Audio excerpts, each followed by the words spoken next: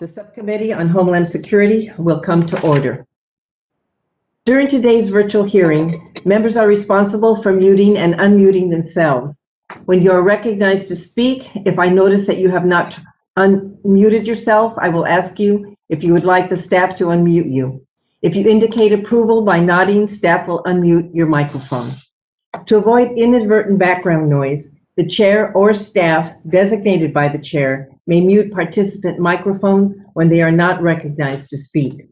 If there's a technology issue during a member's speaking time, we will move to the next member until the issue is resolved and you will retain the balance of your time. We will be following the 5-minute rule with 1 minute remaining in your time. The clock on your screen will turn yellow. When your time has expired, the clock will turn red and it will be time to recognize the next member. We will follow the speaking order set forth in the House rules, beginning with the chair and ranking member, followed by members present at the time of the hearing is called to order, in order of seniority, and we will alternate by party. Next, we will go to members who are not present when the hearing was called to order until every member present has had the first round.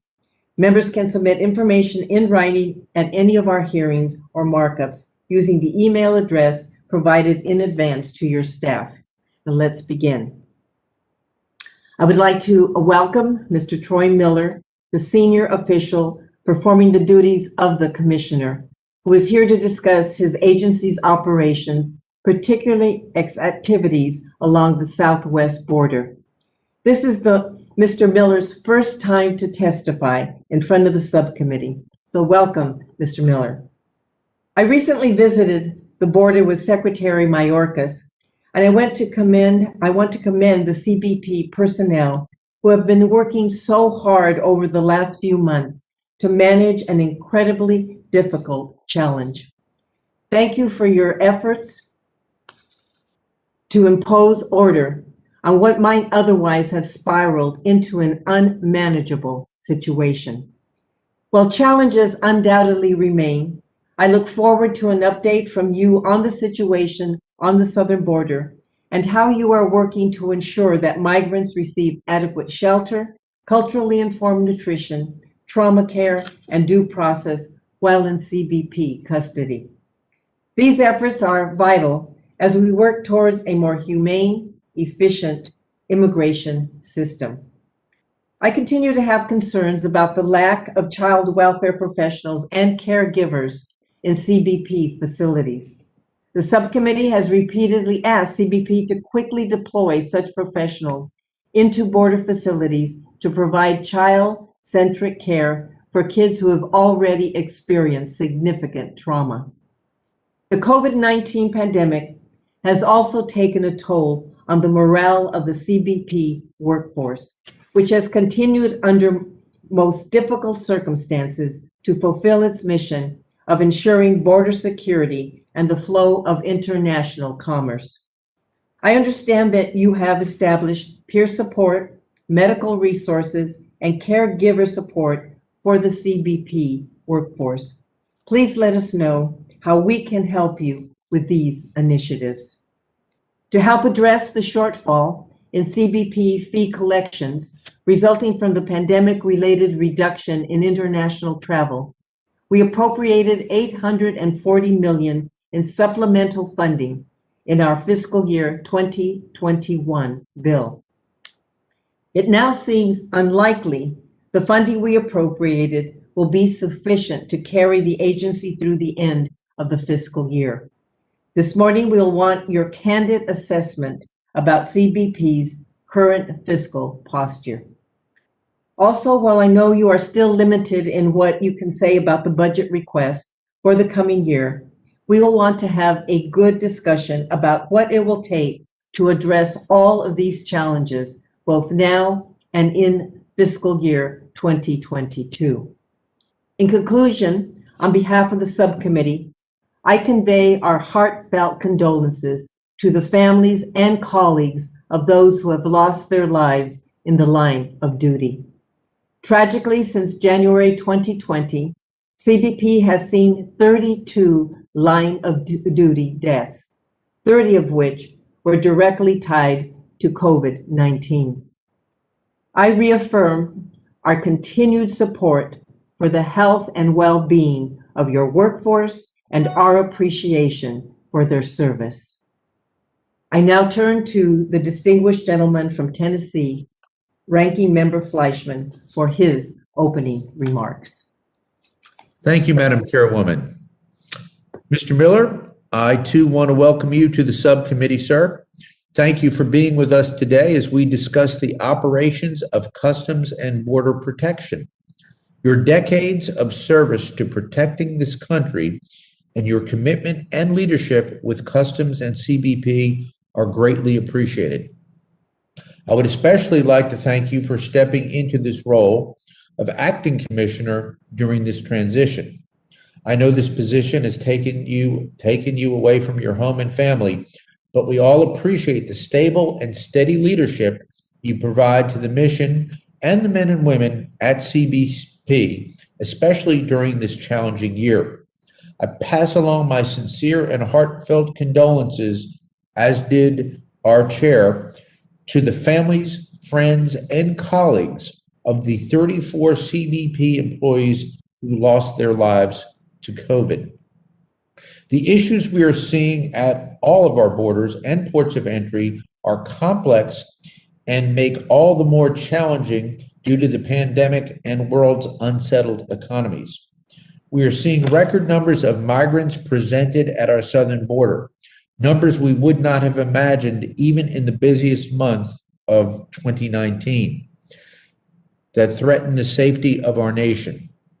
We have heard about CBP identifying serious known criminals and even individuals matching to the terrorist watch list within the many large groups apprehended at the border. Let me be clear. I am not saying that every migrant apprehended is a hardened criminal. I know that is not the case. However, the sheer volume of people makes it harder for CBP officers and agents to properly identify and screen everyone for threats and that pose threats to our communities. Further, the seizure of drugs, weapons, and counterfeit goods have not slowed during the pandemic, indicating that the cartels and transnational criminal organizations are still targeting our borders and our communities to fuel their profits. I was really hoping we would have the fiscal 2022 budget at the time of this hearing, but it appears, Mr. Miller, timing is on your side and you will have avoided any questions about the upcoming budget year. But I will tell you, and you know, that the investments we make with CBP are so important to the mission. The funds we provide for people, training, technology, operations, and yes, even the wall have shown to play a significant role in protecting our country. I have concerns that what I do know about the CBP budget, I don't like. I'm concerned that the fiscal 2022 budget does not contain any new funds for the border wall construction, even though work still exists. And when you consider the work left unfinished by the removal of DoD funds, DHS might need even more investment to complete those miles. Even more disturbing is the proposal to rescind funds at the end of the year. I don't know how the administration can make that math add up when decisions on how to resume border wall construction or the cost to cancel contracts have not yet been made. I think it's foolish to back into a number when we haven't even reviewed the contracts and current needs. Further, I fear that without adequate investment and without a strong message that we are actively enforcing all of our nation's immigration laws, the numbers at the border will only grow and consequently will strain the resources across CBP's mission. I hope the parts of the budget I have not seen yet will shed some light on how we're going to resolve these challenges. Thank you again, Mr. Miller, for being with us this morning. I very much look forward to your testimony, sir. And Madam Chairwoman, I yield back. Thank you. Mr. Miller, we will submit the full text of your official statement for the hearing record. But I do want to note that we did not receive your testimony until late yesterday, even though it was due to the committee 48 hours prior to the start of this hearing. This type of delay is unacceptable and hinders Congress's ability to conduct its oversight. And I certainly hope that this is not going to be a pattern as we continue to request important information for the subcommittee. Please begin your oral summary, which I ask that you keep to 5 minutes. Thank you. Chairwoman Royable Allard, Ranking Member Fleischman, and members of the subcommittee, I am honored to testify before you today on behalf of U.S. Customs and Border Protection. CBP proudly serves the American people, and we take very seriously our responsibility to protect the United States from terrorism and criminal activity while enabling lawful travel and trade. These responsibilities have been challenged by COVID-19. The pandemic has forced all of us to do things differently, and CBP is no exception. We have changed how we process, care for, and monitor those in our custody. CBP, along with our federal, state, local, and non-governmental partners, have implemented a robust, multi-layered approach to ensure migrants are tested before continuing their immigration journey into the United States. Suspected COVID-19 cases are referred to local health systems for appropriate testing, diagnosis, and treatment. DHS is working to expand non-congregate sheltering for migrants who test positive or have potentially been exposed. Tragically, COVID-19 has claimed the lives of 34 CBP employees and 30 in the line of duty. 34 lives among the more than 586,000 American lives the virus has claimed to date in this country. Services will be held today for an employee who lost his life in the line of duty. Since the pandemic started, over 8,700 CBP employees have tested positive. Even under the cloud of COVID-19, we are better prepared today to meet the demand placed on us during large-scale migrant surges such as we are currently experiencing on the southwest border. In March, CBP encountered 172,000 migrants attempting to cross the southwest land border. That number increased 3% in April to 178,000, with over 62% immediately expelled pursuant to Title 42.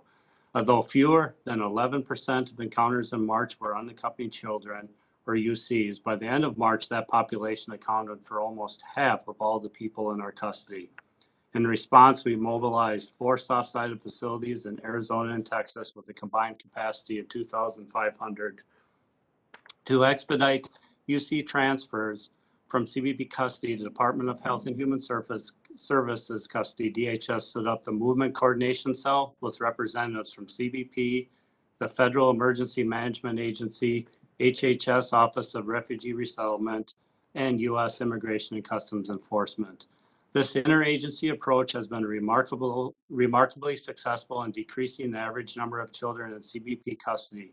On May 11th, there were just 455 children in our custody. The average time in custody has also dropped from 115 hours in March to just 28 hours in May. CBP faces other challenges at our nation's ports of entry as well. In coordination with the governments of Mexico and Canada, only essential trade and travel is allowed across our borders.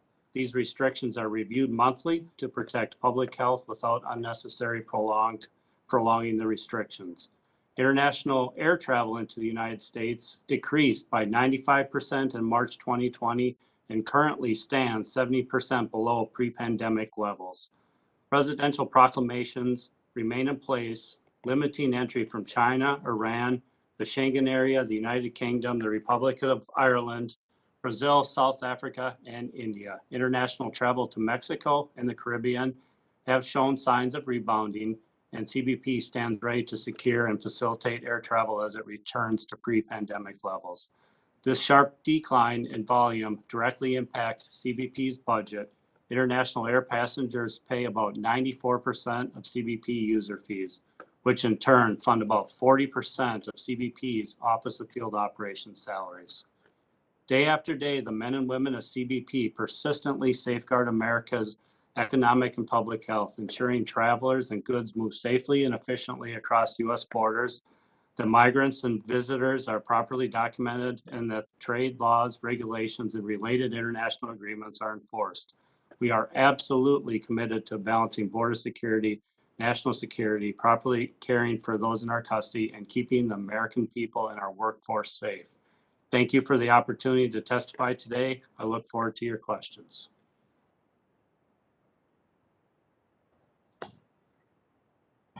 Mr. Miller, it's my understanding that CBP has recently implemented a form of prosecutorial discretion to include the issuance of notices to report to ICE, also known as RTI or an I-385, to certain migrant families in the RGV sector of Texas due to severe overcrowding in CBP facilities. This began at a time when CBP had thousands of unaccompanied children in its custody and was also having to manage the impact of COVID-19. As CBP has worked with HHS to reduce the number of children in CBP custody, the number of such notices issued has gone down significantly. Notice to report to ICE have unfortunately been referred to as catch and release, which I have always found to be extremely disrespectful to migrants, most of whom are fleeing desperate conditions. I believe that no one should be using a fishing term to refer to human beings. Mr. Miller, can you elaborate on the rationale for issuing such notices, including the impact of changes in ICE operations, and describe how you have worked to introduce more efficiency and accountability into the process? Chairwoman, thank you for the question. As you indicate, notice to report was initiated in the Rio Grande Valley and only in the Rio Grande Valley on March 19th, 2021. Let me be clear, this is not a decision we made lightly, but it was necessary, as you pointed out, given the capacity in our facilities and the need to decompress our facilities to keep not only the folks in our custody safe, but to keep our agents and officers safe. The surge of family units began in RGV on January 23rd when Tamaulipas stopped taking back Northern Triangle families with tender age children under the age of 7. The situation on the ground on March 19th, we had encountered 2,439 migrants in between the ports of entry in RGV alone. We had over 2,600 unaccompanied children, of which 1,943 unaccompanied children were held over 72 hours in our soft-sided facility. Pre-COVID, the capacity of our soft-sided facility was 1,000. What we did before initiating our notice to report is we moved 470 agents to the southwest border. We set up virtual processing. We increased overtime for our Border Patrol agents. We moved some of the migrants for processing laterally from RGV to other sectors. The DHS volunteer force was activated. HHS and ICE personnel were deployed to our facility in Donna. The notice to report process cuts the paperwork in half, but let me clear up some misconceptions about the notice to report. Agents perform the same national security and border security checks they do as they would with notice to appear. They will collect biometrics and facial recognition or facial for the I-385, and they complete the I-213. The migrants are also given a G56, which tells them that they must report to an ICE location within 60 days. This is essentially the same process that we performed during the NTA, same checks, collecting the same biographic and biometric information. Let me correct a common misrepresentation. Currently, DOJ time and date to determine in the DOJ and the NTA, the time and date is marked as to be determined. So we are not issuing a court date on an NTA today because of DOJ not having a non-detained docket. We are filling out 5 less forms, cutting the time in half. And the reason that this continues in RGV, as you mentioned, to a limited extent, is we continue to see about 1,700 migrants a day with a greater percentage of family units in RGV, 41% versus 25% nationally, and a greater number of UCs, unaccompanied children, 14% versus 8% nationally. What we are doing to fix this, we are working with the DHS CIO, Chief Information Officer, ICE, CIS, ELOIR to streamline and automate the A-file process. Thank you for your question.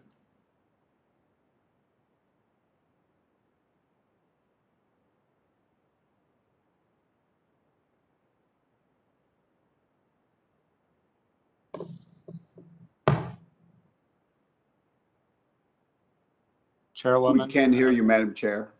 Yeah. So CBP does conduct a security assessment on individuals before they are considered for release with the notice to report to ICE? They are. They are. And what responsibilities does a recipient of a notice to report to ICE have, and what are the consequences for failing to appear or report? Similar to the notice to appear, they are directed to report to an ICE office within 60 days. Within that 60 days, when they report to the ICE office, they will have to complete the NTA paperwork and obtain a court date. Okay. And are there additional process forms that could address concerns such as ICE not being informed of when migrants with such notices are in certain locations? So we are fixing those process notifications now through, thank you for your continued assistance for the Unified Immigration Portal.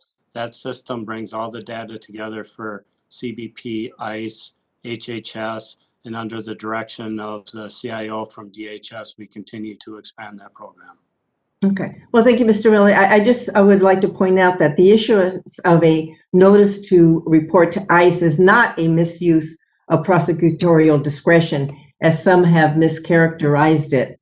It is a tool for managing the immigration adjudication process when overcrowding in CBP holding facilities has become a threat to health and safety, and ICE and HHS are unable to quickly assume custody of migrants.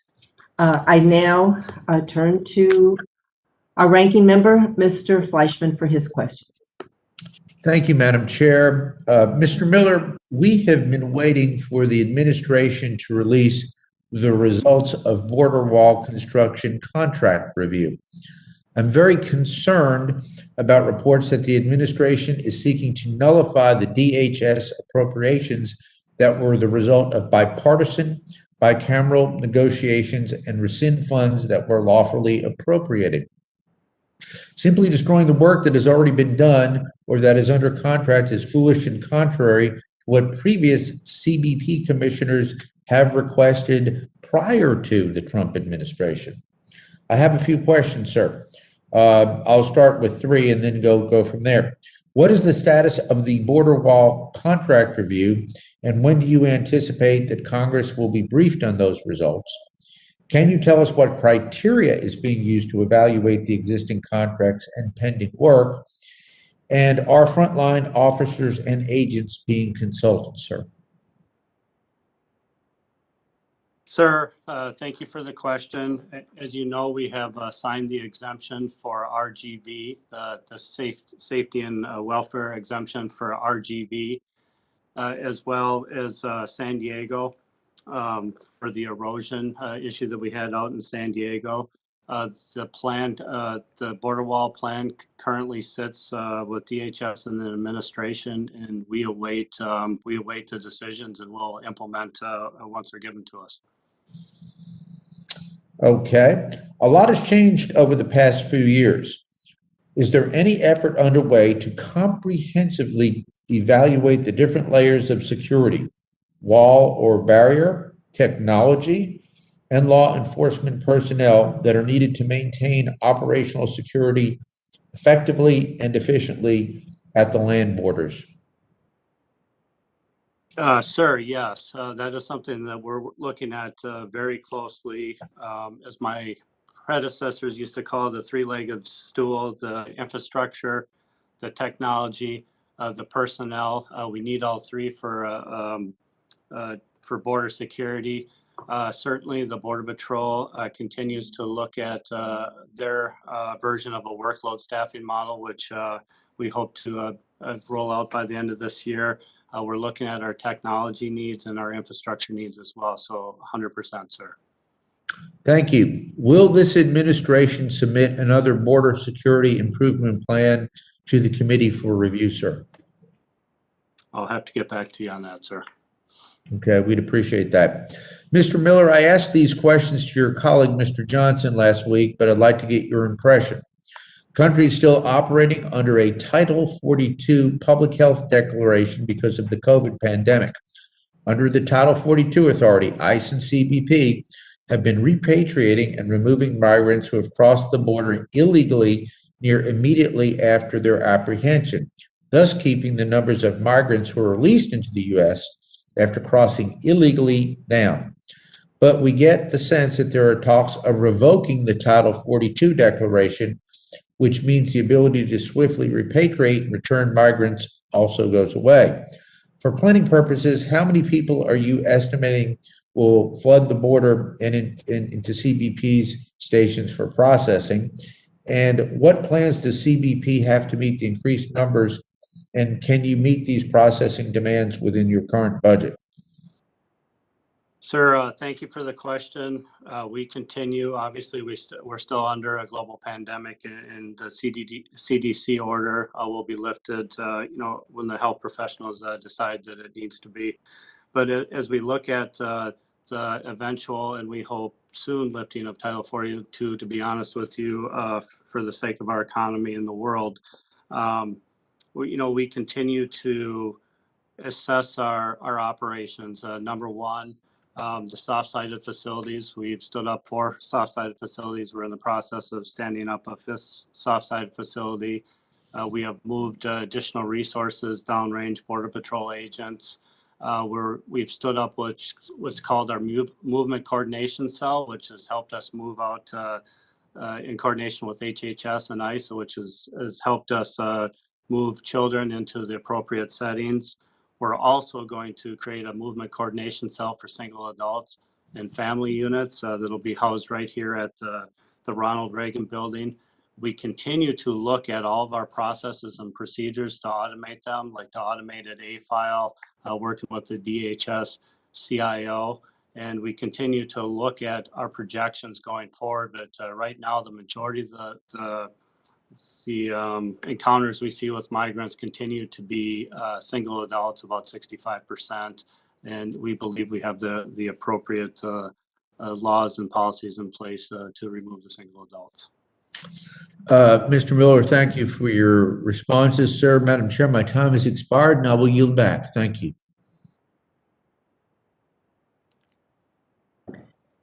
Mr. Cuellar. Thank you, Madam Chair. And Mr. Miller, thank you for being here with you. And I appreciate all the good folks that work for you up and down the border, northern border, coastal, and every part of the U.S. I want to talk about non-essential travel. As you know, it's something I've been trying to do and try to open up since last year. Under the former Commissioner, Mark Morgan, we almost had something worked out where we could have a face-in depending on the health of the communities, and CBP and the local communities would decide how to open the borders in a safe way. We're in a much better situation than we were last year. As you know, vaccinations and cases in my hometown Laredo and in the Valley are extremely low and all that. My problem are contradictions that we have, and I'm not blaming you, but we let undocumented aliens into the U.S. and there's no health issue. We talk about bringing in legal Mexican visa holders that before the pandemic were spending over $19 billion for our restaurants, hotels, small businesses, not only the border, but I mean, it's California, Texas, Colorado, and all over that. But there's a health issue on that. They say it's a health issue, according to the secretary. When you let a rich Mexican fly in, they can fly in, and it's not a health issue. You let a poor Mexican that wants to come over and spend 15, 20 bucks or see a family member on the U.S. side, it's a health issue. So there's a lot of contradictions. In my area along the border, there are some businesses that depend on 40, 50, maybe even % more on Mexican shoppers. When I talked to the secretary, he said it's a health issue, as I just mentioned, which I respectfully disagree with him the way he put it, especially on the contradictions I just mentioned to you. So I talked to CDC. CDC basically, well, the secretary said, talk to CDC. It's a health issue. I talked to CDC. They push it back to Homeland, and they said it's Homeland security issue. I've had very good talks with your health undersecretary, Gary, and he does a great job. And I'm just trying to figure out, when are we going to open this up? I mean, there's so many contradictions, and I got businesses that have closed down, not only because of the pandemic, but on top of that, you lose 40, 50, 60% of your business. What do we need to do to get this open in spite of all those contradictions I just laid out to you? And, my businesses are so frustrated. My communities are so frustrated. I mean, I assume we're going to open up one of these days, but I'm just trying to see if we can expedite this in a safe way. And I, want to follow up with you after this call, if you don't mind, after this hearing, should I say. Congressman, thank you so much. And, first of all, thank you for recognizing the heroic work that the men and women of CBP continue to do under unprecedented times, under the most difficult situations. First and foremost, as you know, from the background of my career, I grew up in small communities on the northern border, and I understand the economic impact that this is having on the small communities and the communities on the southwest border. So really, I'm committed to working with you over the next 30 days or so to see what we can do in a more regional approach. And I look forward to working with you in the future. So we can do that as well. And we'll continue to consult with DHS, like you said, CWMD and CDC and CBP to ensure that we have a clear path forward. And I thank you for the question. All right. And I'd like to follow up on that because I keep getting different signals on that. Just real quickly, I would ask you, because I'm going to ask for another line of questioning if we have time, but I would ask you to look at the technology and some of the requests for proposals that are set out to be 14 years of performance. And I'm a little worried about that. We can follow up. I know my time is up. I got about 20 seconds left, but I'm just concerned that if we go with some of the RFPs, we're going to see the same thing we saw with Boeing in 2008, and we're still in the same place with technology. So anyway, I'd like to follow up on that issue on some of the RFPs that you put out for towers and instruments and communications all on board. My time is up, but I'd like to follow up on that, Mr. Miller, and thank you for your time. Mr. Pilar. Follow up. Thank you, Madam Chair, Ranking Member Fleischman, Commissioner Miller. Thank you for being here today. Appreciate everything you're doing. As you mentioned, y'all are operating under some unprecedented times and hardships. Big thanks goes out to all the CBP agents and their families underneath you that show up every day with their number one goal of keeping Americans safe. And that should be the number one goal of this committee. That should be the number one goal of all members in Congress. So thank you for what you do. I had an opportunity to go to the border in 2019 as a part of the conferee on the Appropriations Committee. And, we had a great host, Henry Cuellar. We went to Laredo, and Ranking Member Fleischman was with us, and Chairman Granger at the time. And, while we were at a point of entry, they seized 7 to 8 kilos of cocaine. And I know why some of our colleagues are focused on, all this humanitarian crisis at the border, and we're focused on it as well. But I'm wondering about the crisis and the dangers of, as our CBP agents and others are misdirected, taking off their core missions to focus on, other jobs, other things to help address the humanitarian crisis. We have huge gaping holes on our southern border where we don't know what's coming over. We don't know the true amount of drugs. I mean, obviously, what you seized in 2020, the COVID epidemic obviously did not keep the cartels from working overtime. 44,000 pounds of cocaine, 5,700 pounds of heroin, 177,000 pounds of methamphetamine, and 4,700 pounds of fentanyl. Now, if I'm correct, in the back of my napkin figures, 4,700 pounds is enough to kill every American 2 times over. And that's what you seize. And so what scares me is what we haven't seized. So can you kind of address, the type of people that you're apprehending, whether they're on the terrorist watch list, whether they're sex offenders, murderers. And again, those are the ones that we're catching, not the gotaways. And also your concerns with the hard narcotics that are coming across. And what technologies can we give you? I mean, obviously, Congress isn't committed to giving you all the barrier that you need, and we know it's effective. I mean, just look, we wrapped our capital around it with two rows of barrier. So between the boots, the barrier, and technology, what can be most effective in you doing and executing your job and keeping Americans safe? Sir, thank you. And thank you for acknowledging as well the incredible work the men and women are doing, because ultimately that's what they're hired to do. That's what they want to do. And that's what they are doing. Border security, national security, keeping the American people safe.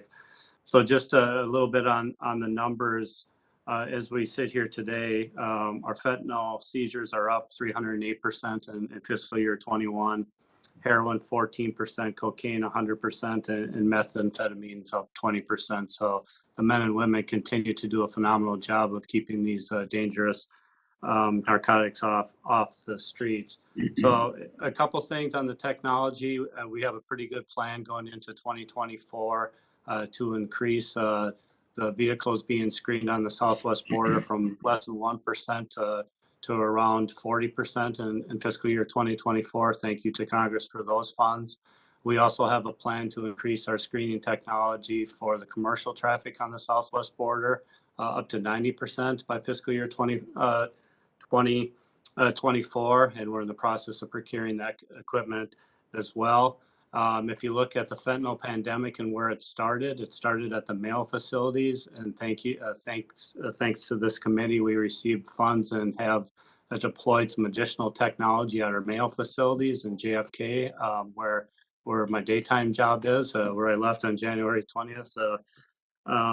And that technology and the imaging of the mail facilities and the ECCs is going to be hugely beneficial. On the Border Patrol side, we continue to look at technologies such as AST, which have artificial intelligence embedded within it. And that should help to ensure that we're directing agents to the places they need to be to encounter the subjects we need to encounter. All right. Well, thank you, Commissioner Miller. I see my time's expired. I look forward to having a second round of questions. Madam Chair, I yield back. Thank you. Thank you, sir. Mr. Price. Thank you, Madam Chair, and welcome, Commissioner. We appreciate your testimony and your service, and that of your colleagues as well. I have some questions about the attempts to alter the so-called Remain in Mexico policy, which I'm sure other members will also be addressing. I want to start, though, with an aspect, a wrinkle in that policy that I encountered at the border. Like lots of members, I visited the border and have a lasting impression from those visits. And this one has to do with Matamoros and the practice of so-called metering. As you know, under the Trump administration, the CBP engaged in the practice of metering or regulating asylum seekers at our nation's ports of entry, severely limiting the number of people who were able to even seek asylum. I remember going in the summer of 2019 to Matamoros. There were migrants, mainly it appeared families, waiting outside the bridge, not even able to go on the bridge. 102-degree heat, very insecure conditions, very deprived conditions. Some had waited months, 3 or 4 months, for their names to be called from a kind of vague, indeterminate list for the few slots that were available to even make application for asylum. And of course, they knew that if their name did come up and they could make application, then they would need to spend time in overcrowded CBP holding facilities or indeed be sent back into Mexico. Now, there was no CBP waiting list or official process that allowed migrants to wait in line. It was run by someone different at every Mexican border town. No transparency in how names appeared on the list, in what order. No transparency in terms of how the names came up, whether there might be people jumping the line. The list was taped to the window of a building in Matamoros. It had 2,000 names on it. And the migrants told me that at the time, no name had been called for not one name. Now, this process created a huge backlog of asylum seekers who were denied even the chance to make application at our ports. They, of course, sometimes concluded they had no choice but to attempt to cross the borders between our ports. So what can you tell me about that metering policy and how, whether you have officially ended the practice or what's going on with this particular class of asylum seekers? Given the history of metering and other troubling Trump policies, what have you done in this administration to improve the process for handling these applicants, this large backlog of applicants? Sir, thank you for your question. As you know, at our nation's ports of entry, in particular on the southwest border, we have a difficult task of juggling legitimate trade and travel while doing things like intercepting fentanyl that's coming into our communities, whether it's a hard narcotics or the bad people, bad things. And really that, that's our major job, facilitating legitimate trade and travel. And on top of that, when you layer in the situation we're currently seeing with the global pandemic, our facilities, as you know, were not built to hold migrants or anybody for long amounts of time. So I think to answer your question, we have started through the MPP process or wind down and bringing those folks back into the country for their hearings. We have started a process where we're getting advanced information and scheduling and doing the vetting in advance and scheduling times for them to arrive at our ports of entry, and thus enabling us to process them in a very timely manner. So I think as we move forward, when we talk about technology and innovation and some of those things, I think those are the processes that we need to look at. So we're getting the advanced information, we're able to do the vetting in advance, and we're able to ensure that we're processing appropriately when they arrive at our nation's ports of entry. So at the same time, we can do our job of facilitating legitimate trade and travel. So are these encampments still there, or how has the situation changed for the asylum seeker who previously was waiting in this kind of indeterminate situation? So for the folks that are remaining in Mexico, we are scheduling appointments. Madam Morris, excuse me. We have wound down that camp through the MPP process, but we still do in places like San Ysidro have large groups of folks south of our border. But they do know when they can when they can have an appointment, or is that not right? Are they still waiting for days and waiting for some kind of list to be cleared? That's my question. Yeah, I'll have to get back to you on that question, but not at this time. All right. Thank you, Madam Chair. Ms. Henson. Thank you, Madam Chair, and good morning, everyone. I want to go back to kind of a line of questioning that we first started learning about at our hearing last week. We exposed some concerning issues on the communication challenges between CBP and ICE. So Acting Commissioner Miller, I'm going to focus on that today. I appreciate your service to our country. I think it's imperative that we acknowledge and our gratitude for the men and women who are keeping our borders safe. And again, I want to make sure we're prioritizing their morale. We're hearing about a lot of very challenging situations at the border that they are obviously on the front lines of. Back in April, I had the chance to visit the southern border myself and see the current crisis, and your agents welcomed me there. They welcomed our delegation. We heard about all the time and energy they're devoting to their jobs to keep the country safe, and I'm grateful to them. They're putting their lives in harm's way, obviously, to catch those not only crossing into our country illegally, but they're also policing the human smugglers, the drug traffickers, the cartels. I think it's got to be frustrating for them to then see those people sometimes released into the interior soon after. Several reports have come to my attention regarding notices to appear. Obviously, those are the official notices issued to illegal immigrants, telling them that they're expected to report to a court proceeding or an immigration office. And I'd like to follow up a little bit on the chairwoman's line of questioning. I appreciated her remarks about some of the discrepancies with the notices to appear. So my first question today is CBP currently providing one of these notices to appear to all individuals, families, unaccompanied minors who are released from CBP into the interior? And if not, can you give me a specific ratio? So we are, yes, issuing, depending the processing pathway, obviously, unaccompanied children are processed a different way under Title VIII and turned over to HHS. And single adults, if they're returned, again, will be processed under Title VIII. If we're talking about the family units, whether it's a notice to appear or notice to report, yes, we are issuing one or the other for all family units. Is there specific written guidance for how you issue those NTAs, who gets one, who does not? There is. Okay. We have policies and procedures across the Southwest border, across the CBP. If you could make sure our office gets those, that would be much appreciated. And then is it possible at this point for CBP and ICE or either agency independently to track an individual who does not receive an NTA? I don't understand the question. We are giving them an NTA or an NTR. The folks that would not get one, we're not processing, and we would not have encountered. So if they're released without an NTA, there's no way to track them. Once you give them an NTA, is there a way to track them through either CBP when you release them or ICE at this point? Do you know? So we don't release them without an NTA or an NTR.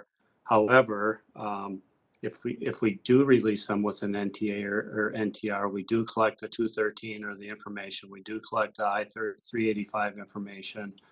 And we do collect the destination information if they give it to us. And yes, we can pull that out as well as HS. So you can collect the information, but can you actually track them? Can you find out if, what's the process for actually ensuring that after they get that NTA or NTR, they actually get to the place they said they were going to be? Do you have the ability to do that? We can pull the information from the forms or the information that we've have in our systems, and we can tell if they've reported within the 60 days as they're supposed to. Okay, so the biggest concern I have is the breakdown in communication between CBP and ICE, because as we learned last week, and they did tell us that there is no way to track them once the NTA or NTR is given and they're out of your custody until they either check in or, as we know, many times don't. So I'd like to know what efforts you're taking as an organization to coordinate with ICE on tracking those people, making sure that your processes are more coordinated, because right now, frankly, it seems like one arm doesn't know what the other arm's doing. Thank you for that question, and I will say that our relationship with ICE today is 100% better, and it continues to get better. We talk every single day. We stood up a movement coordination cell right here in the Ronald Reagan building where I sit. ICE is present in the movement coordination cell, and as we continue to look at single adults and family units, they're going to put additional people in that movement coordination cell, which will allow us to ensure that we're seeing the same thing at the same time. Okay, well, I look forward to a second round of questioning, Madam Chair. Thank you very much, and I yield back. Ms. Underwood. Thank you, Madam Chair, for holding today's hearing. Mr. Miller, we know that vaccination remains a critical part of ending the COVID-19 pandemic and saving lives. So I'm interested to hear about the vaccine rollout for both your workforce and the people in your custody. Let's start with your workforce. Mr. Miller, what percentage of CBP employees are fully vaccinated as of today, or your most recent available data? So, Ma'am, thank you for your question. Sure. I do not know the percentage of individuals in our workforce that have the vaccination. Obviously, there's privacy laws, and they can get the vaccination on their own, or they can get the vaccination through the VA. I can tell you that we had a slow rollout of our vaccination to the workforce, but under the guise of our chief medical officer and the department, we made significant progress, and obviously now the vaccine's available to all those who want it. Well, I did read in your testimony that 33% of your eligible workforce were vaccinated at VA sites, and the rest do have access to community sites. Do you know how many have actually taken advantage of that access and been vaccinated with your VA partnership? The VA, so those numbers are correct with the VA partnership. I do not know outside the VA partnership. I see. Okay, so I understand that CBP previously faced some vaccine supply challenges that slowed down workforce vaccination efforts. Now that vaccine production has caught up with demand, are you finding it easier to get more shots in arms, or has vaccine confidence, issues created challenges on the demand side? So, certainly on the demand side, I think everybody that wants a vaccine can get the vaccine, and we're continuing to message to the workforce the benefits of the vaccine and, encouraging them to get the vaccine while not mandating it. Yeah, this is a top concern for me, and it needs to be a proactive priority for the department as well. Vaccine hesitancy in America is at an all-time high, and the stakes are literally life or death. I was devastated when I heard about Freddie Vasquez, the Border Patrol agent and father of 4 who lost his life to COVID earlier this month. His wife, a nurse, reports that he took every precaution to protect his family over the past year, but ultimately he had delayed getting vaccinated. What steps are you taking to proactively combat vaccine hesitancy and disinformation, and to make sure your employees have accurate information about the safety, efficacy, and critical importance of the COVID-19 vaccines? So I myself, all the leadership in CBP, we continue to message it, we continue to muster it, we continue to message it at the local levels, the national levels, the sector levels, the station levels, the port levels.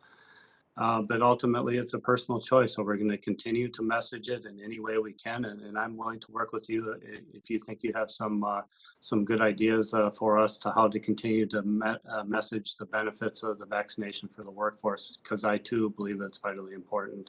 And frankly, stories like that break my heart. Great, thank you, sir. Vaccinating CBP employees is essential to not only protecting their own health, but also ensuring that they don't expose migrants to the virus or bring it home from their workplace to their families and communities. Now that we've got enough vaccines to go around, there's no excuse for vaccination rates to be across the country to be so low as they are, and especially for our own federal workforce. I know, as you said, you don't want to lose more agents like Freddie Vasquez any more than I do. And so I do look forward to partnering with you and keeping informed about your plans to proactively address this crisis. Thank you. Next, can you tell me about your plans for vaccinating migrants in CBP custody? I understand that DHS is reevaluating its vaccination strategy and that ICE will soon get a direct allocation. What changes can we expect to see at CBP? So, ma'am, I can tell you, as you pointed out, our first goal really was getting our own folks vaccinated, and it continues to be our number 1 priority.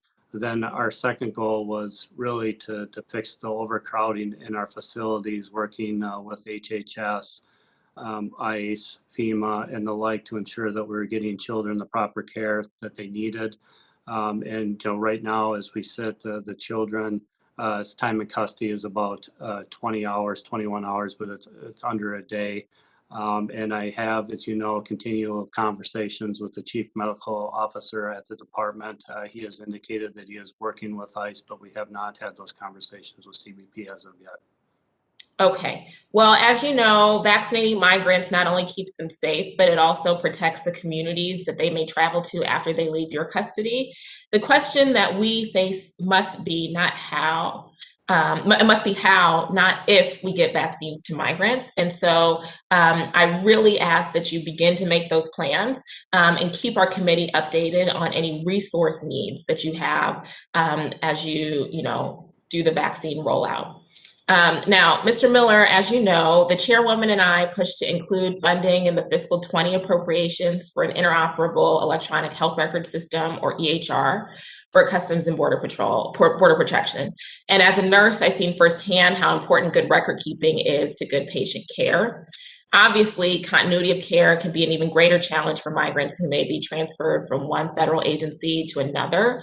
And I witnessed this myself when I visited the border in 2019 and saw records being kept on paper if they were kept at all, which is why I'm so glad that the funds we provided are already being put to use. I understand that you've nearly completed phase 1 of the EHR rollout. And so very quickly before my time is expired, we know phase 1 has began along the southwest border. Have your officers begun using the new system to ensure that migrants are getting appropriate care, and has the rollout gone smoothly?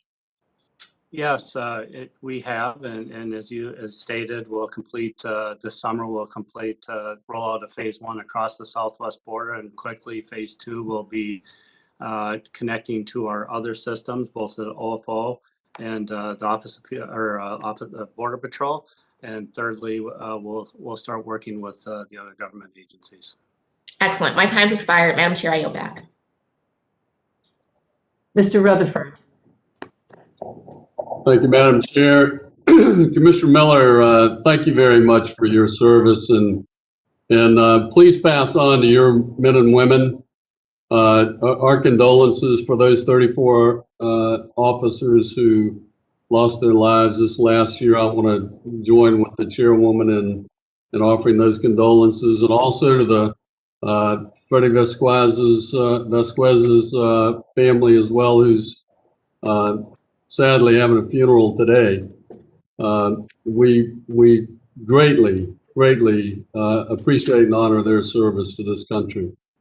But as you know, we do have a lot of crisis that we're facing in this country right now, not just on the southern border. I mean, we're looking at economic crisis. Lumber is skyrocketing prices. Food costs are going up. We've got an energy crisis. We've got gas lines that I haven't seen since the 1970s. And we've got a national security issue with, Israel and Hamas, and they've been emboldened by the perceived weakness of this administration, and now, they finally admit that we have a crisis at the border that, quite frankly, Mr. Miller or Commissioner Miller, you're going to have to deal with, and so I want to make sure that this committee is doing all we can to help you be successful.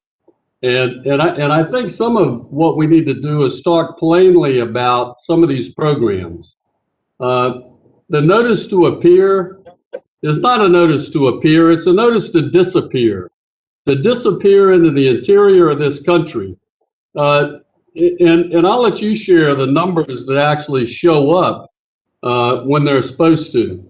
And that's in addition to all of the other alternatives to detention that are utilized. So if you could talk a little bit about the NTA, and I'd like an answer to this as well, Commissioner, because I'm very concerned, and I think it's important that this committee know the 287G program, and I'm not talking about the program on the street, the task force effort. I'm talking about the GYM, the jail piece of 287G, where we take criminals who have already been arrested and help ICE get them out of the country. I'm hearing that the 287G program may be eliminated by the Biden-Harris administration. I hope that's not true, because I can tell you, having been a sheriff and run a 287G program, my community was much safer because I was able to get all of those criminal aliens out of the country. And so if you could talk a little bit about that as well, I'd be curious to know where you see us going on 287G and the notice to disappear into the interior of the country program. Well, sir, thank you for your question. And really, I would defer both of those questions to ICE.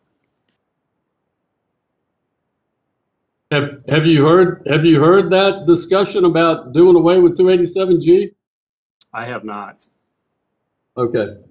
Well, let me ask you this, because this is an area I know that we can help you. As the points of entry, and you talked about the increase of folks coming between those points of entry, crossing the border, tunnels are a major factor. And sometimes I don't think we give them enough emphasis. And I really, and not faulting you, but I really do believe that the tunneling program has been insufficient at best.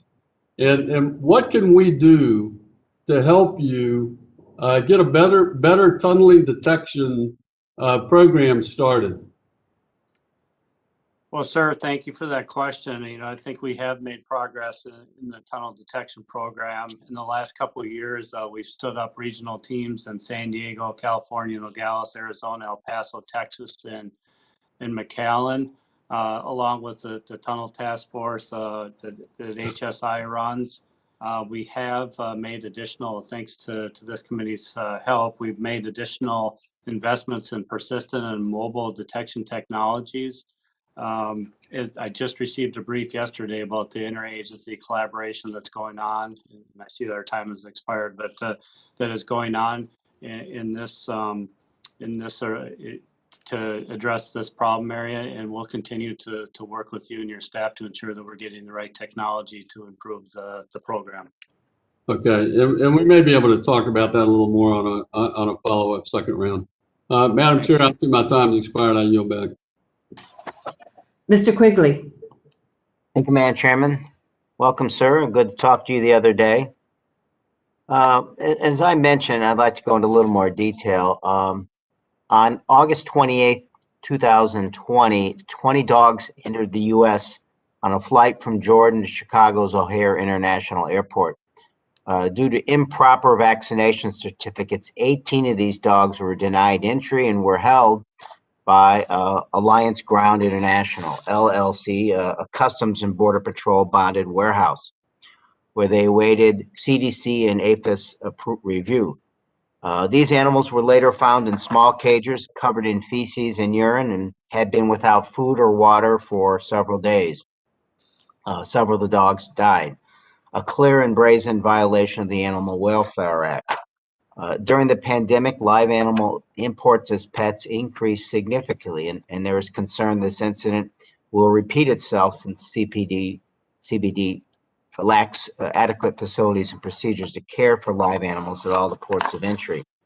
At this time, there's only one such facility, known as ARC, that is equipped to safely handle live animals during potential required quarantines. It is located in New York City, which obviously doesn't help everywhere else in the country. Why is there only one CBP bonded warehouse facility in the U.S. that is well equipped to care for live animals that are held for legally required quarantines? And can you commit to adding more facilities that will meet the standard for care for live animals at ports of entry? What resources do you need to do this? Sir, thank you for the question. And, number one, we did work with our interagency partners in Chicago to address that issue, sent out what's called a trade pipeline to ensure something like that doesn't happen again. There's multiple agencies involved, whether it's a Center for Disease Control or whether it's USD, APHIS. As you mentioned, we do have a bonded warehouse in New York to cover such issues. So, I'm committed to working with you and the interagency to figure out what we can do to continue to look at this issue and ensure that we have the proper carrying and facilities at our other locations. It's not that there aren't private sector facilities that can't do this. We need to locate them, certify them, and pay them for their services.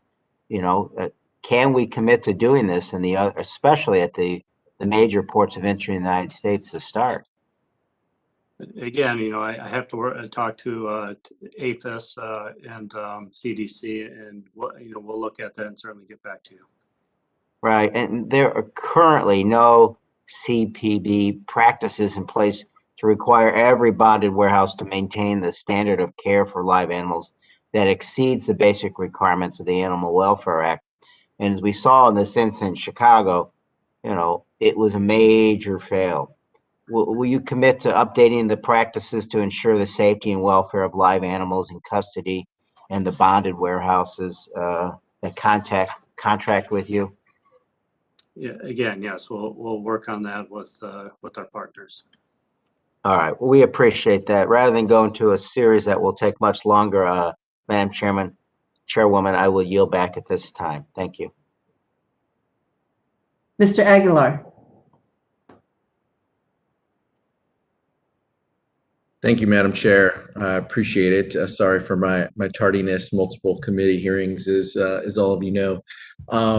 Thank you so much. And I wanted to ask a little bit, Acting Commissioner, about your conversation you had with the ranking member. Looking forward to a world after Title 42, you mentioned coordination with ORR with respect to unaccompanied children.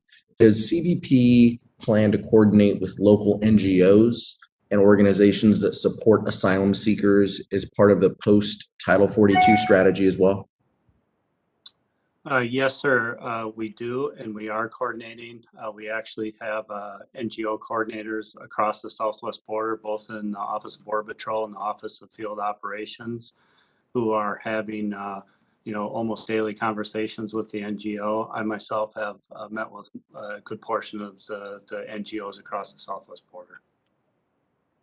How many of those coordinators do you have? And with respect to their conversations, are you talking, is there a conversation about post Title 42 in that, or is it just we're all gonna work together and keep the lines of communication open? I'm asking specifically about post Title 42. So there's a coordinator at each sector and at each field office, and we're talking specifically about the coordination that's going on between the NGOs and CBP, which is happening today.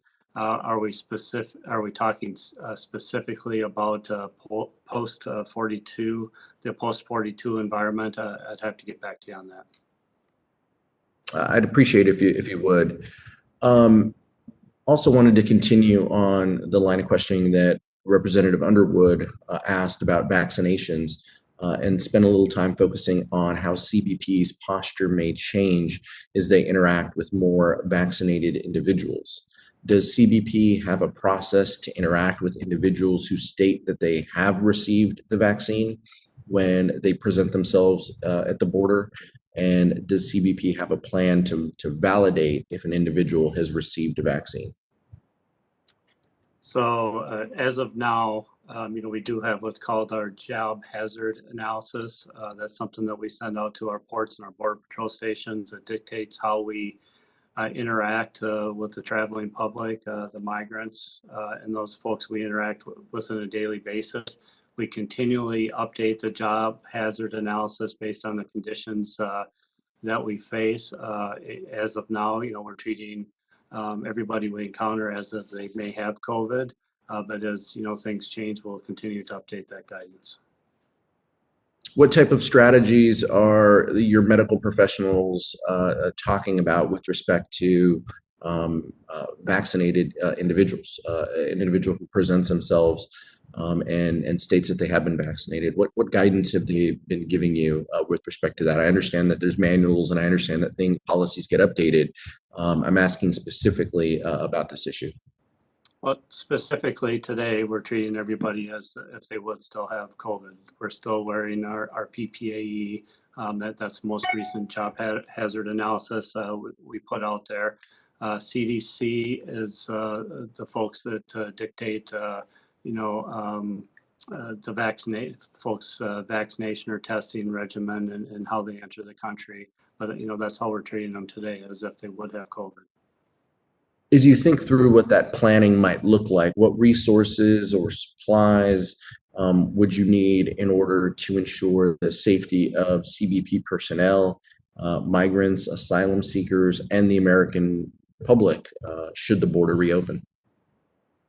So, sir, we continue to ensure that we have the appropriate stockpile of PPAE. To ensure that we have the appropriate supplies for the migrants, for our officers and our agents. we continue to update the guidance as the pandemic changes. I think we've come an awful long ways during the pandemic, and learning what and how we can do it, what supplies we need, ensuring that we have the appropriate stockpile. I'd give the agency credit, and we're one of the few agencies that had the appropriate stockpile going into the pandemic to deal with what we're dealing with today. And I want to give the agency credit for doing that. I just think that there's more that we can do when it comes to providing that discussion and the policies and looking past the next curve. I think we need to do a little bit more of a deep dive and look forward to the continued conversations. Yield back, Madam Chair. Thank you, sir. I believe that that concludes the first round, so we're going to go into a second round of questionings. Mr. Miller, last week you released data showing more than 178,000 total encounters at the border in April. Can you talk more about the demographics that make up that number, the trends you're seeing with regards to migrants coming from countries other than Mexico or the Northern Triangle countries, and talk about some of the push and pull factors for migrants in different demographics and for different originating countries? Thank you, ma'am, for that question. So really right now across the southwest border, we're seeing about 65% single adults, somewhere in the neighborhood of 10% of unaccompanied children, and about 25% family units across the southwest border. As I indicated in our first question, the family unit percentage is a little bit higher in the Rio Grande Valley. When we look at the demographics, we continue to see Mexico and the Northern Triangle being the highest four. Ecuador, Cuba, Brazil, Venezuela, Haiti, Nicaragua, round out the top 10 of the folks we're seeing. What we've seen on the western flank is we've seen an increase of the Brazilians, which provide a unique challenge because of the Portuguese language, and ensuring that we have the folks that communicate with them the right way. We continue to see a high amount of Cubans, I think I mentioned, and Venezuelans as well. Okay, and some of the push and pull factors that you're seeing for these different demographics? So I think the push and pull factors are pretty much the same across the demographics. As we've seen the increase, focus on Brazil a little bit. Brazil has had a real tough time with the pandemic, the economic insecurity. The Northern Triangle, as you know, we've had droughts, we've had hurricanes, the employment, the crime, the corruption. So, I think some of the factors that we've seen over time remain the same. Okay. And I want to ask a question. This has to do with encounters in March, which totaled over 173,000, of which around 60,000 or 35% were so-called recidivists, meaning individuals who attempted to re-enter the country after having been previously removed. Do you think that a relatively high recidivism rate is linked to the current reliance on Title 42 expulsion authority? I do. I think Title 42 lends itself to a higher recidivism rate. However, that being said, we're able to process these folks and send them back relatively quickly, keeping them out of our facilities and keeping the facilities decompressed. Okay. I recently traveled with the secretary to visit the temporary CBP facility in Donna, Texas. And while I noted a much improved environment as compared to the surge in 2019, more improvements are still needed for how CBP cares for those in its custody, particularly care for children and families. I understand that you're working closely with the DHS Chief Medical Officer to address short, medium, and long-term issues to improve the care of children. What recommendations is the CMO making at this time? Thank you, ma'am. Just as a little background for everybody here, in 2016, we had no medical staff at our facilities. At the beginning of the current situation, we had around 700 medical staff.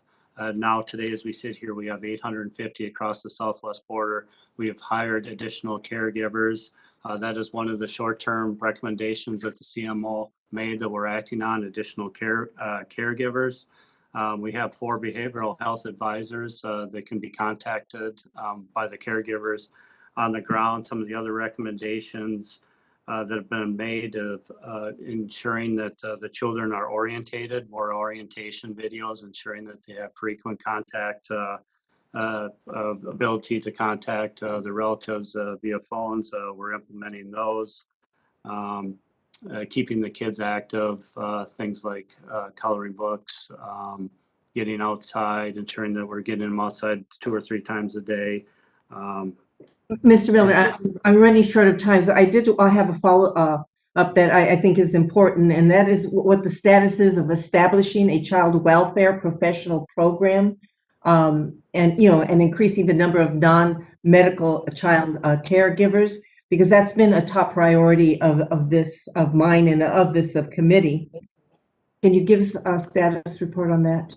Yeah, so ma'am, we are in the process of hiring additional caregivers. We have 260 in the pipeline or hired now, and we're getting those folks on the ground across the southwest border. Okay, and what is the status of their training? So the training CBP personnel who come into contact with migrants who have trauma. What is there ongoing training of CBP officers with regards to working with these children that have trauma? So thank you for that question, and we are working with the CMO, and we will be training our Border Patrol agents along with the caregivers in trauma-informed training care. Thank you.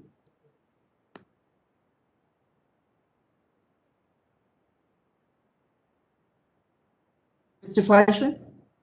Thank you, Madam Chair. Mr. Miller, continuing with my line of questioning about Title 42, sir, do you think people are waiting in Mexico in anticipation of the Title 42 declaration being lifted soon? I don't know that they're waiting in Mexico for the Title 42 to be lifted. I do know that we are preparing in the Customs and Border Protection for the eventuality of Title 42 to be lifted. And we discussed many of those things that we're doing to prepare for it. I see in your written testimony, sir, that about 62% of total encounters resulted in a Title 42 expulsion for the month of April. For the 38% of persons encountered, for the other 38% of the persons encountered, what was the ultimate result of their encounters with CBP? And what was it about this population that made them not eligible for Title 42 expulsion, sir? So Title 42 is mainly, easiest way to say it is for Spanish-speaking nations. So some of the folks you're talking about would have been from other locations. Many of them would have been those family units with tender age children that we talked about. So those would be the 2 biggest groups. Thank you. Should or when Title 42 gets lifted, what percentage of that 62% will still be able to be quickly repatriated? So I think, as we discussed before, a large percentage of who we're seeing right now, about 65% of the folks we're seeing are single adults, and we will continue to work with ICE on Title 8 processing on those individuals. Thank you for that. Following up on that, are you getting the support you need from ICE and HHS to quickly remove migrants from the Border Patrol stations and land ports of entry, sir? So we've made significant progress with unaccompanied children, as we've mentioned, through the movement coordination cell that we stood up here at the Ronald Reagan building at CBP headquarters. We're literally sitting side by side, looking at the information every single day to ensure that we're moving the children out within that mandated 72 hours and really trying to do it within a day.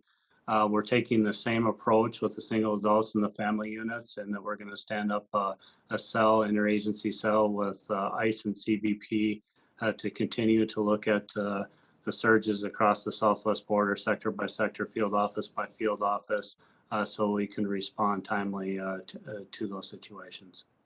Yes, sir. And finally, will COVID still be an operational challenge at the border even when public health declaration is lifted? If so, how will you need to adapt to keep your people safe? Well, thank you for that question, sir, because the health and welfare of the workforce continues to be the #1 priority here. So we're going to need to work very closely with the healthcare professionals, with CDC, with everybody to ensure, to the previous line of questioning from Congressman Aguilar on exactly what we're going to do to plan out for the eventuality of the Title 42 and Title 19 go away. So those are ongoing discussions with the medical professionals. Will be happy to update you as they come to conclusion. Mr. Miller, thank you for answering my questions and for your service and stepping up at this time. Madam Chair, I have some more time left, but in light of the fact that some of the members want to ask additional questions, I'm going to yield back at this time. So thank you so much and appreciate your testimony. Thank you, sir. Mr. Cuellar. Thank you, Madam Chair. Mr. Miller, again, we have already reached out to your office and sit down with you and CDC and your health, DHS health officer to talk about the border restrictions. As I mentioned, just to add one last point, I go home every day. So every week. So I live at the border. I don't go visit. So I see things very differently from some of my colleagues, both the Democrats and the Republicans. And every time I fly over here in the mornings, I ask the Border Patrol folks there, how many families are there, how many people are there flying. There are families that fly every time I fly to DC on the plane. And again, it's not a health issue to have those folks, but the legal visa holders from Mexico, that's a health issue. So I do want to follow up on that because I see that every time I go home to the border. I want to ask about the construction of the border wall. As you know, dead set against the wall, and I'm glad that they were sending the money. But one of the things is you all made a determination that my area, the Laredo sector, needed a border wall. We don't want a border wall. What we want is everything but the border wall. So there was $1.3 billion that was appropriated to the Laredo sector to build a wall.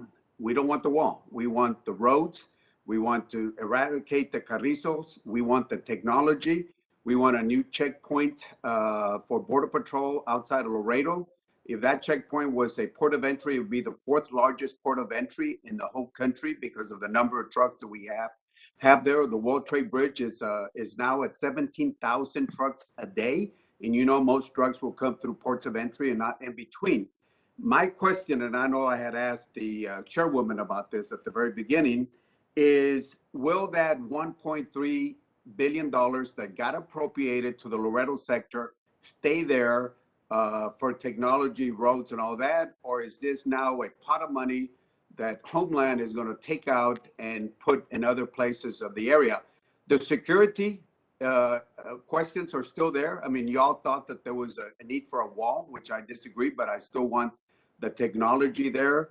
Will y'all are y'all looking at putting that money back in the Laredo sector, or are you going to take that somewhere else and say there's no need, there's no security issue in my sector? Well, sir, as I mentioned before, the final determination on the wall and the funding, is with DHS and the administration as we speak. Certainly acknowledge, as we've discussed previously, sir, the need for technology, infrastructure, and people to secure the southwest border. And we're going to continue to look at what that calculus needs to be and ensure that we're getting the technology downrange to help the men and women of CBP and keep our community safe. Well, I'd like to follow up on that because I'm going to push for that money to stay there. one of the things I see is, the Rio sector has Brazilians, has people from Cuba, Haitians, Venezuelans. The Valley gets some of the family units, as you mentioned, the percentages, family and unaccompanied kids. Laredo gets over 90% of the apprehensions are Mexicans, and we have stash houses. We got, times where they put up 180 people in a trailer. SIP gangs, as you know, SIP gangs usually steal drugs from one another, but I have videos where they are stealing a commodity, if I can use that term, which are people. They're stealing undocumented aliens from one gang to the other gang, and anybody wants to see that video, I'll be happy to share it with you. So we got that type of issue, and that's why I'm saying, if you all determine to put a wall, then I will ask you to also determine that we still have that security interest and keep that $1.3 billion in the Laredo area without a wall. So I would ask you to please take a look at that.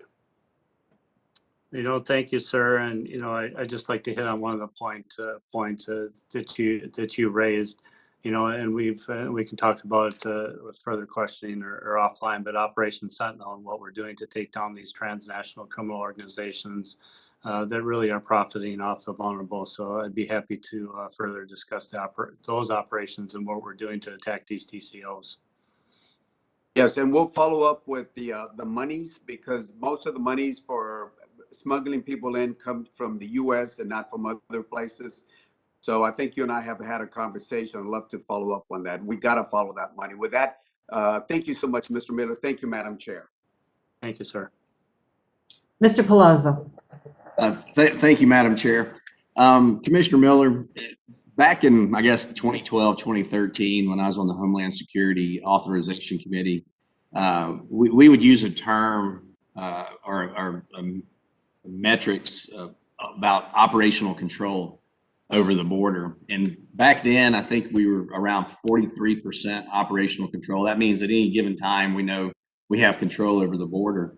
And I know that may be outdated. Could you just comment on how, what analysis do y'all use now to kind of derive an operational control number for the board? Sir, that's something I'll have to get back to you on, the exact analysis. I don't want to misspeak on that, sir. Okay, please do. Also, I know I've been a huge advocate, as some of my colleagues have been, since I've been in Congress, to utilize the National Guard to help support your frontline people down there, the CBP and ICE and others. Can you tell us about the partnership with the National Guard? Maybe share some successes and some of the stories of what they actually do to support you and your men and women?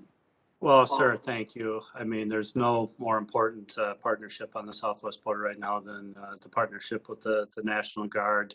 As you probably know, that the RFA has got approved for next year as well. So a couple of things. The National Guard continues to provide us flight hours for the Border Patrol agents on the ground when our Air Marine office is not able to provide those hours.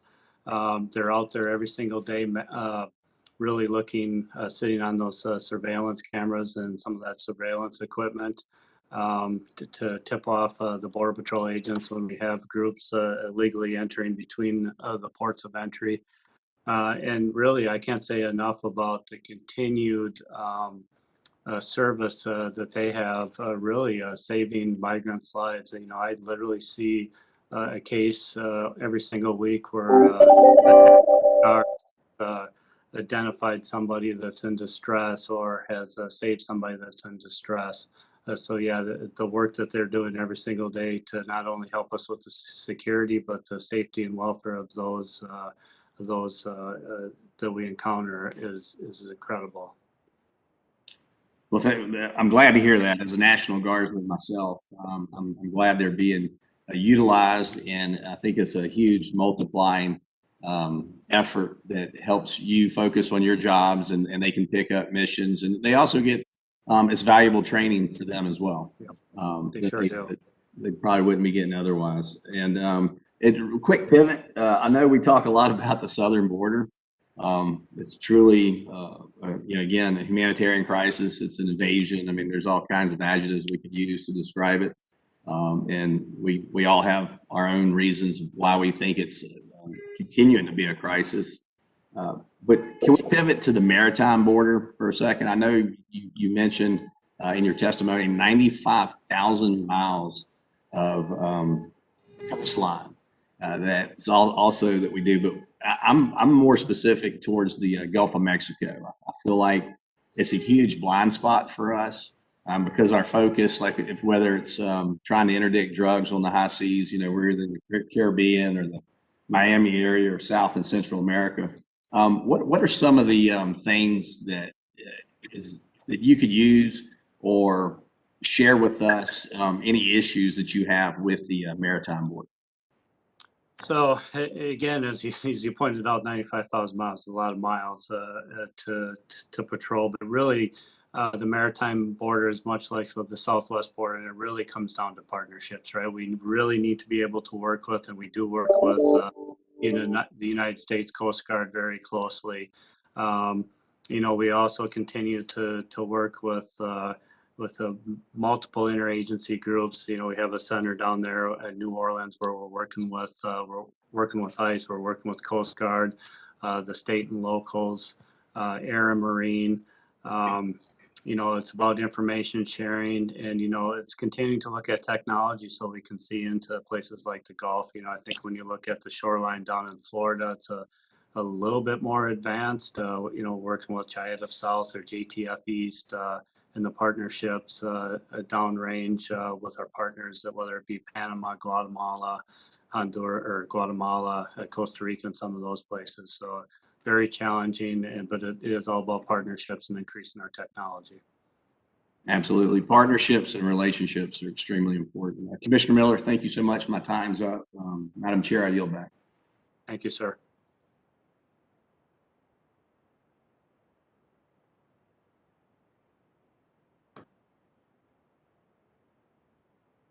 Mr. Price? Thank you, Madam Chair. Mr.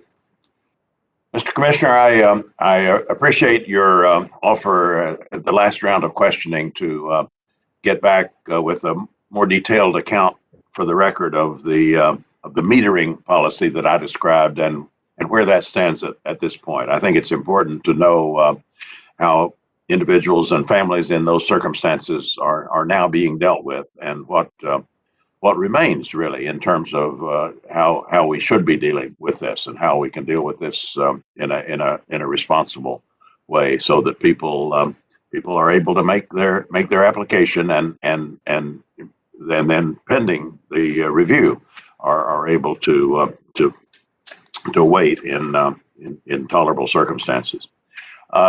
With that, let me turn to the Mexico policy itself, the Remain in Mexico policy itself. As you know, migrants make this treacherous journey, dangerous journey to the U.S. to seek legal refuge. They, having applied, they often have had to wait in overcrowded CBP facilities much longer than the prescribed time. And then under the Trump administration, the policy was in many, if not most of these cases, to return these migrants to Mexico, to dangerous border towns, encampment situations under a program with little or no oversight. They faced extreme difficulties in Mexico, often just insecure, food insecure, dangerous situations. They had, of course, trouble with getting legal counsel. They often had their cases closed in absentia because they were simply unable to return for their court hearings, or to even learn when those hearings were occurring in any kind of reliable way. So thankfully, the Biden administration has now announced that it is ending this policy. Tens of thousands of people, including vulnerable populations who were forcibly returned to Mexico, are now being processed or in the stage of beginning to be processed. So that's what I want to ask you to describe. What challenges the agency's encountering and trying to do this course correction to remedy this program? What additional resources or legislative changes do you need to regain our footing in the handling and processing of these individuals? And what kind of success have you had in processing the so-called MPP migrants since the February change in policy? Sir, thank you for that question. And really, I'd like to highlight really the incredible work by the Office of Field Operations and their innovation and the Office of Information Technology, working with the partners in Mexico, the international organizations. We're able to collect advanced information through our CBP One app. And really vet those individuals in advance of arrival and schedule arrival times from Brownsville, Eagle Paso, El Paso, Hidalgo, Laredo, and San Diego to ensure that we're processing expeditiously, but to ensure that we're also continuing to uphold border security and national security at the same time. So today we've processed over 10,000 of those individuals through our ports of entry. As far as challenges, I know we're looking at some of the additional population, what we call the yellow population that was removed in absentia. So those folks, we're working with EOIR and OPLA, ICE OPLA, to have those cases open back up, at which time we'll begin doing that same process through the international organizations, gathering the information, guiding them, scheduling the time, and the humane and orderly process. Well, thank you for that update. And here too, if you want to provide further information for the record, that would let us gauge the scale of this effort, the problems remaining. That would be helpful. We commend you for turning this around, but we know that it's not easy, and these situations are inherently difficult. And so, any further information you want to provide, we will be receptive. Thank you, sir. Thank you very much. Ms. Hinson. Thank you, Madam Chair. Thank you again, Commissioner Miller, for going through round two and staying to answer our questions today. I just wanted to focus the second round on something that I think people back in Iowa have told me they're concerned about. I'm certainly concerned about human trafficking across the southern border, particularly when minor children are involved. We've got several groups in Iowa, Chains Interrupted in my district being one of them, that are working to end human trafficking. So just want to ask you some questions specifically about that. How does CBP verify the ages of individuals when they're apprehended at the border or when they're brought into custody? Because obviously there can be some discrepancies there. So how is that process working? It's a difficult process, to be perfectly honest with you. So as we encounter individuals, whether they have documents or what have you, who they're with, if we've previously encountered them, questions to them, questions to their family members. Obviously the Border Patrol agents, Office of Field Operations officers are well trained in this type of activity. We have a couple different things we can, if needed. We can fingerprint children if needed. We work with ICE on the rapid DNA to determine if they're family members. So there's a number of different things we do collectively to try to determine age, if those relationships are legitimate, and we continue to look at new and innovative ways to do that. So if someone doesn't have an ID, let's say, or they don't have certifiable documentation of their age, what's that step look like? Because obviously I think the biggest concern is that you have young girls posing as adult women and vice versa, adult women posing as young girls, or young men and young boys too. So what does that process look like if the information is not something that can be certified? Well, first, and again, that the agents deal with this every single day. So it's, through questioning, it's through talking to the family members, the folks that they're arriving with. But at the end of the day, if we're unable to determine age, we're going to err on the side of being a juvenile and putting them through that process. Okay. And can you just walk through briefly, what does the process look like for someone, just verification who they are, that they are who they say they are, so to speak? So again, the agent will encounter them. They'll take them obviously to the station or the sector for processing. They'll ask them their age. They'll see if they have any identifiable information. They'll talk to the folks that they're traveling with, if there are any family unit members, the folks that they were encountered with. Obviously, again, that the agents are talking to hundreds and hundreds of people. So through that experience, they're able to determine determine likely age. But at the end of the day, again, we're going to err on the side of that being a juvenile and coordinate with ICE, HHS, OR, and R for the appropriate procedures. Yeah, I think the biggest concern is we don't want kids getting on planes, going to someplace when we don't know who they're going to. We don't know that they are officially who they say they are. I think the last thing I want, and the last thing my constituents want, is the government to be enabling human trafficking to happen. So if you could follow up with some guidance on the interview processes that your agents use to verify those identities, and especially when it comes to the children, I would certainly appreciate that on follow-up. Also, just wanted to follow up on something Congressman Cuellar was talking about with using technology to help at the border. Can you talk a little bit about maybe the use of like drones and technology, high impact cameras, how those could be helpful to you in keeping agents safe and still fulfilling the goal of keeping our border safe as well? Yeah, no, thank you for that question. We have what's called an invent team that works with the investments, venture-backed startup companies, small businesses.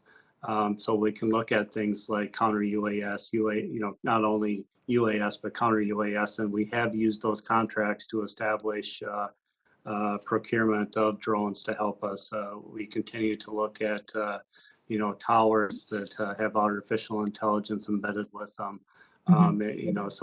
There's a number of different things we continue to look at along the southwest border to ensure that we continue to update our technology.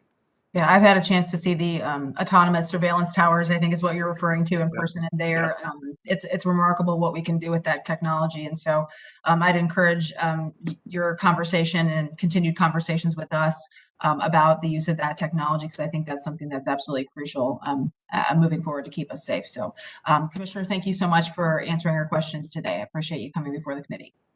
Thank you, ma'am. Thank you, Madam Chair. I yield back. Okay. Ms. Underwood.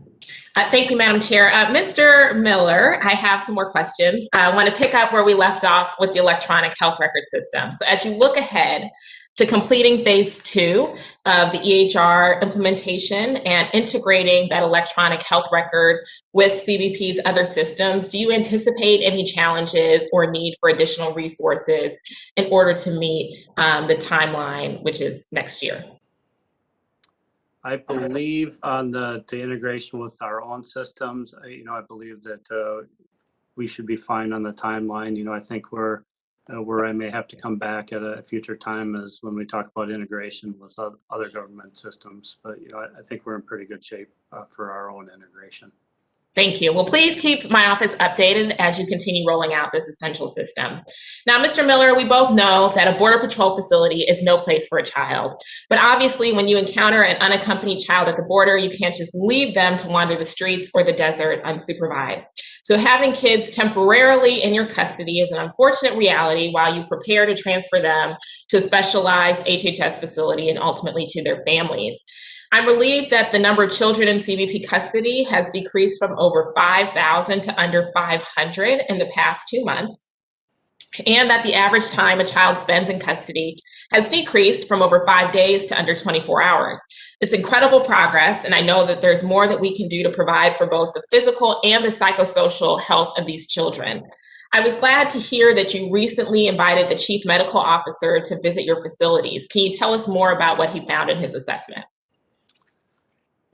First and foremost, and again, I'll take every opportunity to say thank you to the men and women, because the first thing he did tell me was the incredible work that is going on downrange, and the incredible compassion that the Border Patrol agents, mostly in this case, continue to have.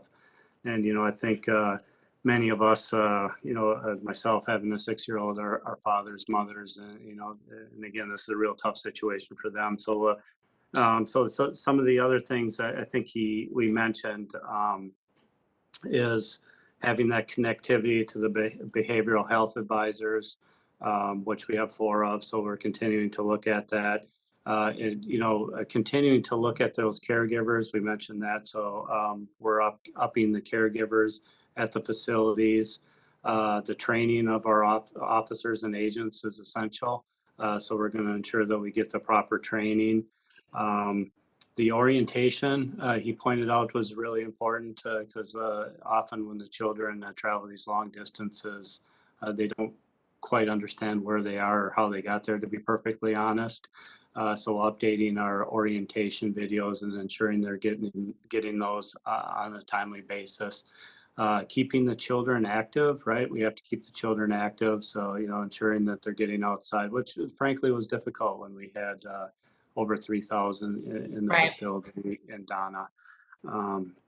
So getting the children outside at least 2 times a day, looking at those additional activities that we can have the children doing, whether it's coloring, those sorts of things, coloring books, a number of different things depending on the age of the children. So if you had to have a timeline associated with fulfilling those recommendations, what would that expected timeline be? And what additional resources do you need from our committee to implement the full list of recommendations as quickly as possible? I don't have an exact timeline. I can say that we're moving out on most, if not all of those issues as we speak here today, but I'd be happy to fill you in on the timeline. Once I really haven't got the formal recommendation yet, but I've asked for it and worked with the team to start implementing some. So once I get the formal recommendations and I have a formal plan, I'll circle back with you and let you know what we're doing. So does that mean like a month, 2 months? So it means that we're implementing now, and I would think within the next week or 2 we can get back to you with the plan and what our plans are.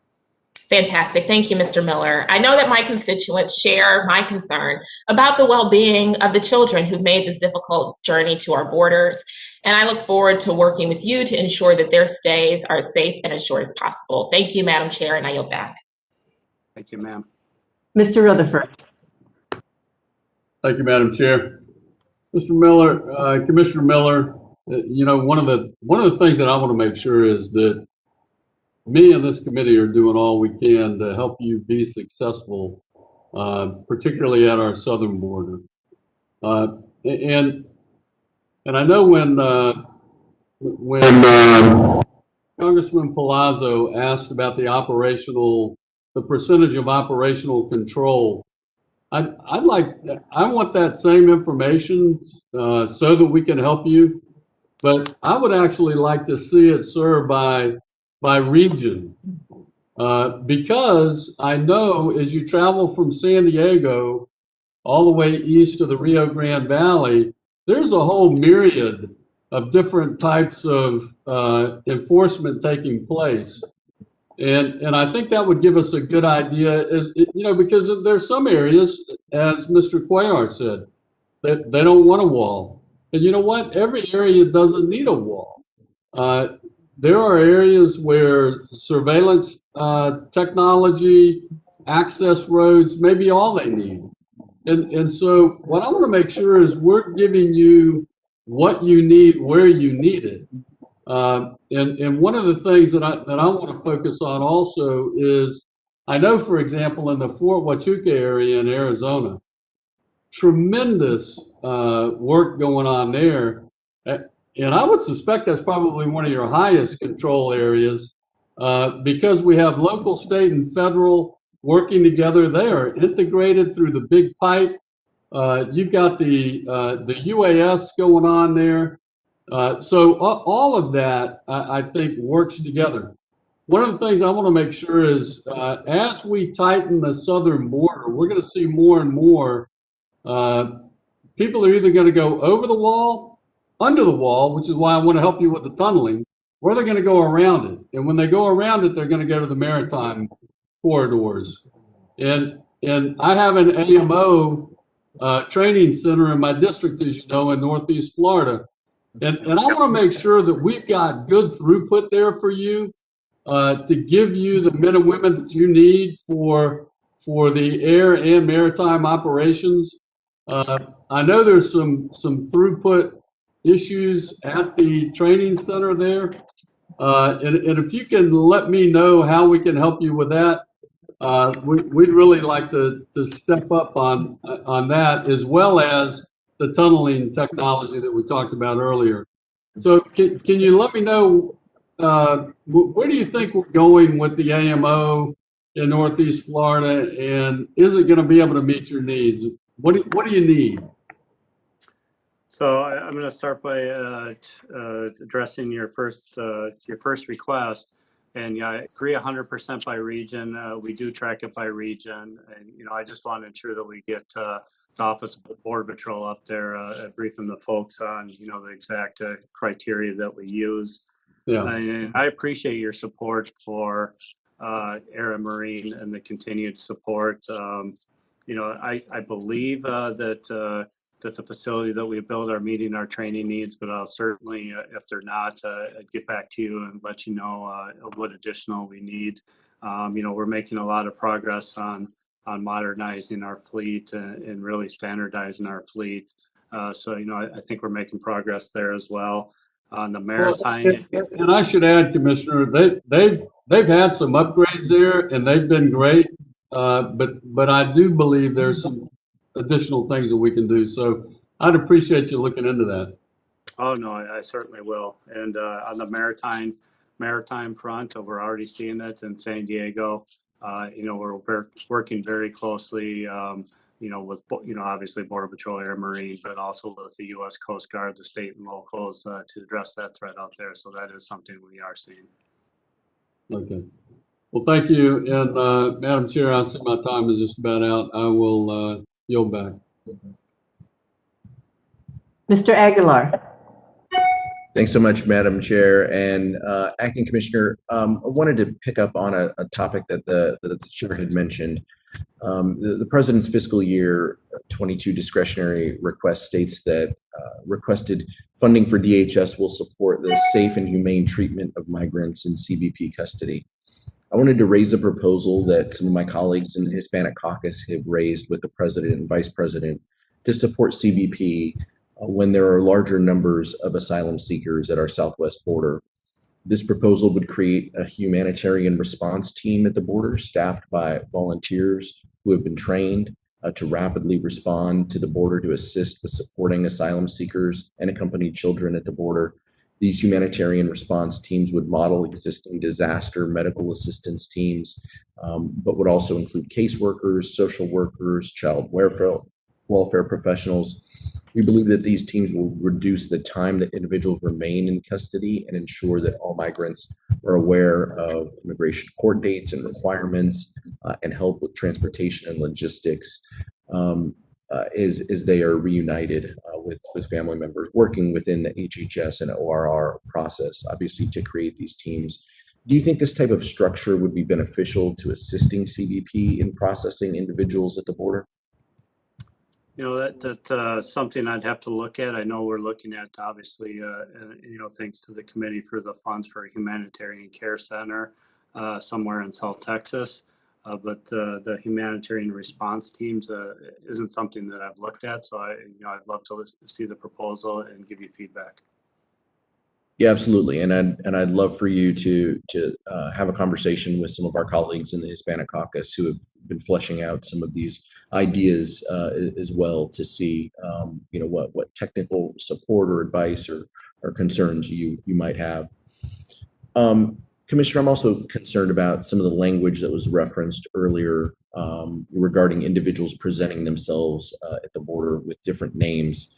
The vast majority of children seeking asylum at the border are fleeing dangerous and often life-threatening circumstances, and we should be doing all we can to ensure that they receive the appropriate protections and care as often as we can. Are you aware of widespread examples where migrant children are presenting themselves under different names? I am not at this point, no. Are you aware of government trafficking children, as my colleague referenced? Excuse me. I didn't, it broke up. Are you aware of the government trafficking children, as was referenced in an earlier question? We have, back in 2019, we did see quite a few cases with children being trafficked, and that's why we worked with ICE to stand up the rapid DNA testing. But not by the government. Oh, not by the government, no. Right. No, excuse me, no, I'm sorry. I just want the question. Of course. I just want to be cautious about the language that we use, because some of those statements have consequences and are often based on little or no evidence. So I just think we need to be thoughtful about how we talk about these incredibly sensitive issues, especially when it includes children. So appreciate you sticking around for a second round, and thank the chair for the indulgence, and yield back. Thank you, sir. I don't believe there are any more questions. However, Mr. Miller, in closing, I would like to ask one more question that I believe is on behalf of all the members of this subcommittee. As was noted during the hearing, more than 31 agents, officers, and other personnel have tragically lost their lives in the line of duty since January of last year. In addition to these tragedies, every day CBP personnel interact with migrants who are fleeing desperate circumstances, and the toll on them cannot be discounted. How are you addressing the mental health needs of the CBP workforce as a result of COVID and current operations? And are those services available to the families of CBP personnel? Well, ma'am, thank you for that question. It's the tragedy of the pandemic has obviously affected us all, but it's taken a toll on the workforce, and along with the additional stresses that we see every single day. So as you know, we have a very robust peer support program. We have a very robust chaplaincy program. We have a very robust employee assistance program, or EAP. We have an advocacy program for the survivors. So we are in continual contact with the survivors of those that we lose. But frankly, I'm worried about taking care of those who take care of us. In other words, those groups have had an incredible strain on them over the last year. So one of the things that we're looking at is we're having some clinicians down on the southwest border. We have 3 of them, one in El Paso, one in Del Rio, and one in RGV. I had the chance to visit with the chiefs of the southwest border in San Antonio just last week. And the 3 that have that program said it was very beneficial in that there was somebody on site with them. It wasn't a call, it wasn't an EAP, it was somebody on site with them that they could talk and really think that they have averted some unfortunate circumstances for our team members. So I think looking at that program, expanding that program to additional sectors and field offices across CBP would be beneficial. But frankly, I'm willing to work with anybody that I can to ensure that the men and women are getting the support they need. So I would welcome any suggestions. Okay, as a follow-up, in calendar year 2020, the deaths of 6 CBP personnel were attributed to suicide, while there have been 5 such deaths already in 2021. What are you doing specifically to help CBP personnel who may be contemplating suicide? And how can we help you help your workforce? So, I think supporting the clinicians that we talked about, that, we believe that a tragedy has been averted because of that program. So expanding that program to ensure that there's folks on site to talk to our personnel. We're working, and the chief of the border patrol, he's the one that brought up taking care of those who take care of us. So we're out there, they're out there talking to our peer support, our chaplains, our advocacy groups, every single day. They're spending an awful lot of time in the field. We have what's called Shine a Light campaign going on right now, where myself and the senior leadership are talking to folks about ensuring that they're getting the help they need, which is good. But, I think that one-on-one communication, talking to the folks on the ground, I'm trying to get out as much as I can to talk to the men and women to see what additional support they need. So it's really an all-in approach. But again, I'm welcome to take any additional ideas from the professionals we do consult with the professionals, but any additional ideas that the committee thinks would help, we're all ears. Okay, well, please let us know as new information comes up from the professionals that you talk to. Any way that we can be helpful, please let us know. And with that, if there are no more questions, we will conclude today's hearing. Mr. Miller, thank you very much for your time. The Subcommittee on Homeland Security stands adjourned. Thank you, ma'am.